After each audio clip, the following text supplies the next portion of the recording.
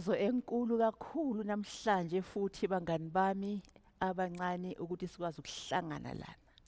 It's such a joy for us, my friends, that we can meet again here today. Siyambonga kakhulu uNkulunkulu osipha amathuba anje ukuthi sizokwazi ukusizana, sifundisane, sikhulisane.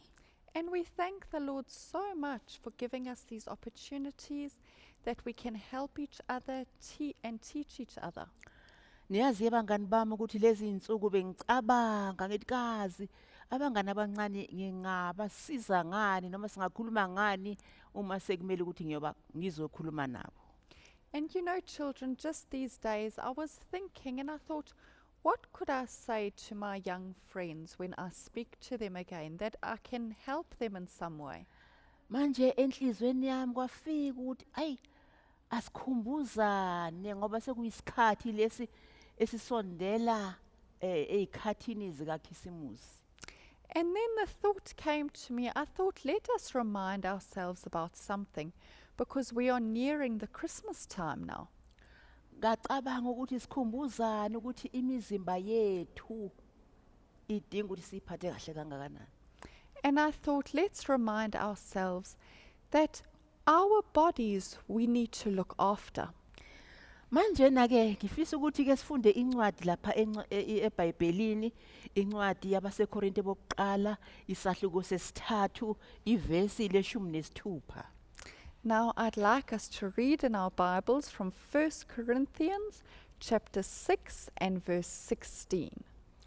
Elithi, anazi yini ukuthi niyithempeli likaNkulunkulu nokuthi umoya kaNkulunkulu uhlala kini na? And it says there, do you not know that your body is the temple of God and that His Holy Spirit lives in you? Uma umuntu noma umntwana echitha ithempeli likaNkulunkulu, uNkulunkulu uyakumchitha yena ngokuba ithempeli likaNkulunkulu lingcwele, niyilo ke nina. God will destroy anyone who destroys this temple, for God's temple is holy and you are that temple. Bangani bami, uNkulunkulu sidalile efuna ukuthi ahlale phakathi kwethu abuse ngomoya wakhe engcwele. Children, God created us wanting to live inside of us and ruling in our lives with His Holy Spirit. Kafushane sibheke futhi naku sahluko sesithupha, ivesi nje lika-15 uline owodwa nje. And then we will also just quickly look at 1 Corinthians chapter 6 and verse 15, just the first part of it. Anazi yini ukuthi imizimba yenu iyizitho zikaKristu na? And it says there, don't you realize that your bodies are actually parts of Christ? Manje kumele ukuthi uyibuze ukuthi umzimba lo wami njengoba uyithempeli likaNkulunkulu ngiwuphatha kanjani? And so you need to ask yourself, my body, just as it is God's holy temple, how do I look after it? How do I care for my body? Lapha ke siyabona ke kukhona izithombe la, sibona umndeni uyaphila muhle, awonanga umzimba wawo uphethe kahle ngoba uyazi ukuthi uyithempeli kaNkulunkulu. And there you can see some pictures of families who are so happy living together, and you can see that their bodies are looked after and they haven't hurt their bodies because they realize they are the temple of God. Futhi bahle nabantwana, umfana nentombazane, ubaba nomama bajabule ngoba bayakhumbula ukuthi imizimba iyithempeli kaNkulunkulu. And it looks so beautiful. They are so happy, the son and the daughter with their parents, living together happily because they know that they are the temple of God. Siyambona ke nangomunye futhi uyakhula, usuqala kuba yi-teenager mhlawumbe la ko-13, 14, uthokozile ngoba umzimba wakhe usawugcinile njengethempeli kaNkulunkulu. And then you see another picture of a girl who's slightly older. She could be about 13 years old, But she still looks so happy because she has looked after and kept her body, knowing that it is the temple of God. Kodwa kuyinkinga bangani bami uma umntwana ekhula esengena ku stage se teenager usathana umhlasela ngezindlela zonke. But you know, children, it's so painful if a child gets older and becomes a teenager and the devil starts to attack them with all sorts of things. Uzoqala kumngani afuna ukuhlala yedwa njengalo mntwana esimbonayo uthukuthele akangeneki nangu nomunye futhi ubaba wakhe uzama ukukhuluma naye hayi kwangathi useba nenkani kanti uNkulunkulu uthi akufanele umzimba wakho ube nesono ube nokuthukuthela ube nenkani khumbula izitho zakho ziyithempeli kaNkulunkulu. And then you see the picture of this boy who's so sad. He doesn't want to be with other people anymore. He wants to be alone. He's so upset.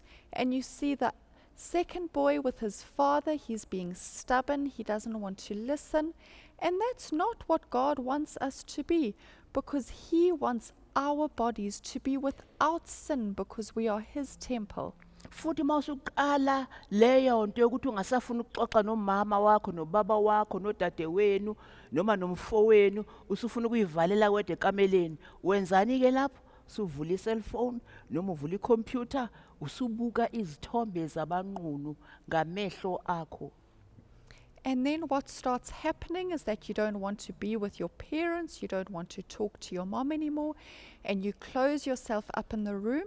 And what do? There you take out your cell phone or the computer and you start looking at pornography and looking at all these terrible things. Ngiyambona nangu la omunye uhleli uqolozele futhi ufakwe amaketanga ezandleni khombisa ukuthi ubophekile uloke eqolozele i-computer ngoba imkhombisa izinto ezingamahlazo angcolile okungafanele ukuthi umuntu kaNkulunkulu akubuke. And there you see the picture of the man sitting in front of a computer and he's staring at the computer and his hands are bound by chains. And why is he bound?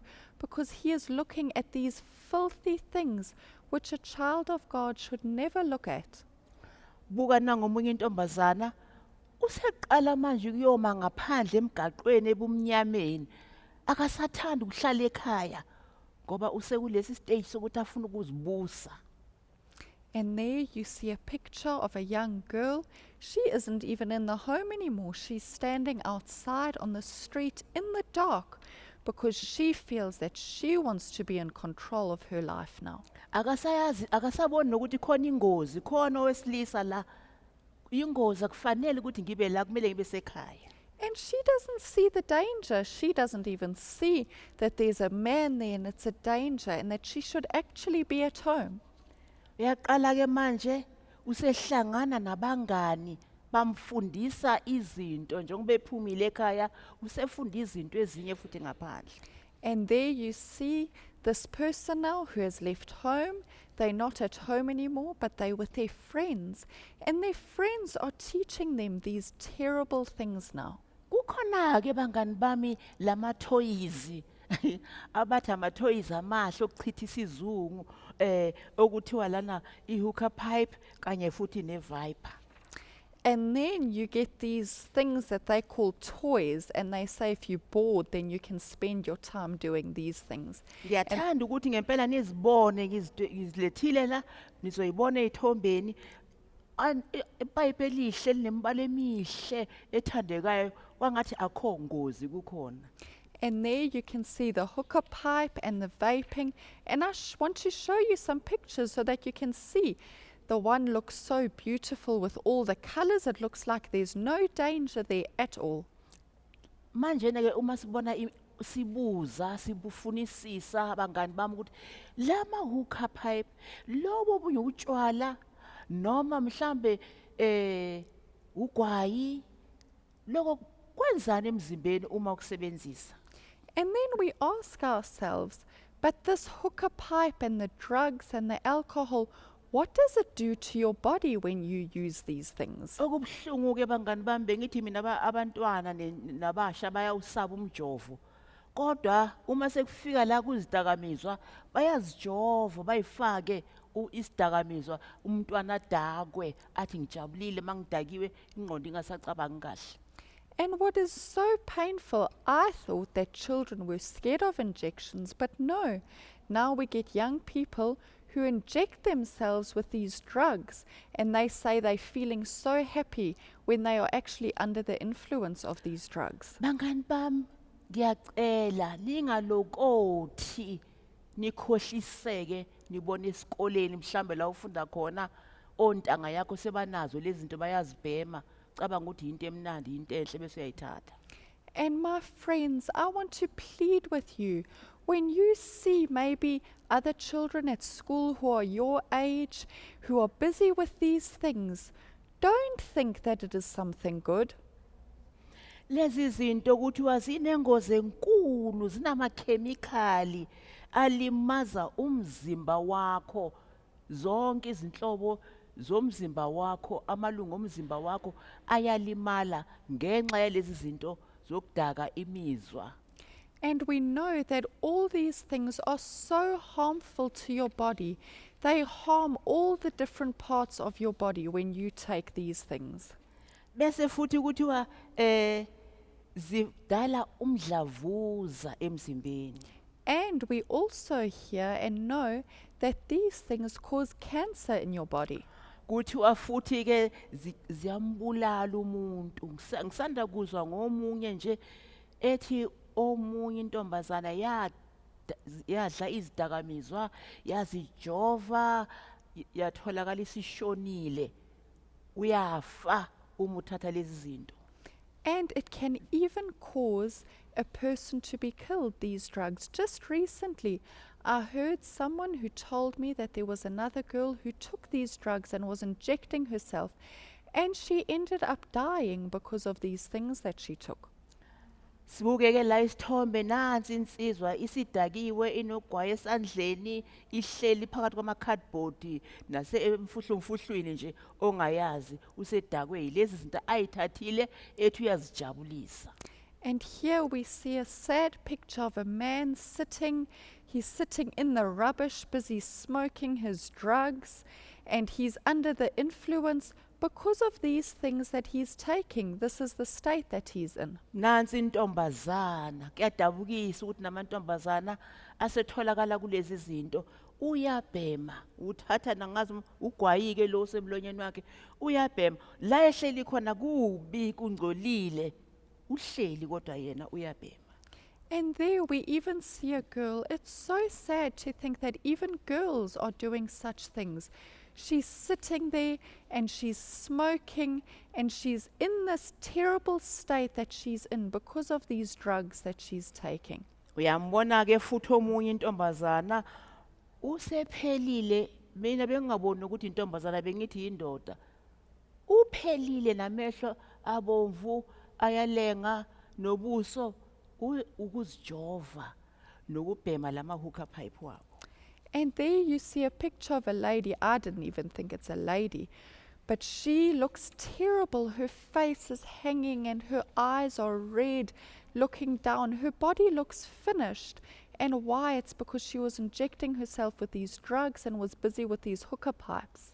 Bese kuthiwa lezi dakamizwa lobutshwala lemijovo lo gwayi abanye babhema insango namhlanje. And we hear that that people take the alcohol, the drugs, and they smoke all sorts of different things nowadays. Kuthiwa futhi zidala isifo senhliziyo. And it causes heart problems. It causes diseases in the heart. Abese zilimaza ingqondo yakho ungasakwazi ukucabanga kahle. And eventually even the brain gets affected and you can't even think well anymore. Nakho ke siyabona inhlobo ezintathu la zengqondo kuthiwa nansi ingqondo enhle onayo ephilayo engakangenwa zidakamizwa noma ipornography. And here we see a picture of the different illustrations of a brain. And Yinhle. and the first one that you see depicts a healthy brain that hasn't been exposed to pornography and drugs and all these different things. Mawuthi uyayibuka ke lena enye ingqondo uthiwa le ingqondo yokuthatha idakamizwa o-heroin nezinye ipaqakile nemibala isimibi ayiseyona imbala ekhanyayo. And then the one next to that, that's the one that has taken in the heroin and all the different drugs. And you can see the brain looks all shriveled up and it's a different color. It's not healthy anymore. Eceleni kweleyo ubona ingqondo ke okuthiwa le ilinyazwe izithombe zabanqunu ufana du neyidakamizwa kuhlukene. And the last one that you see is the one that has been affected by looking at pornography. And if you look carefully, it looks exactly the same as the brain that was affected by drugs. Uthi la uNkulunkulu uma umuntu esengcolise umzimba wakhe ngalezi zinto walimaza ithempeli kaNkulunkulu, uNkulunkulu uzomahlulela. And we read that it says that if a person has defiled their body by taking in this filth, then God will judge them. Encwadini kaJohana wokuqala, isahluko sokuqala nje, ivesi nje lithi igazi lika Jesu liyasihlanza ezonweni zethu zonke. And if we read in 1 John chapter 1, it says that the blood of Jesus cleanses us from all evil. Noma ke uye waganga mhlamba abazali bakho abazi, wena uyazi ukuthi esikoleni uye waganga noma kuma sports field uye wathi ake ngizame nami ke ngithathe lezi zinto ngizwe ukuthi kunjani.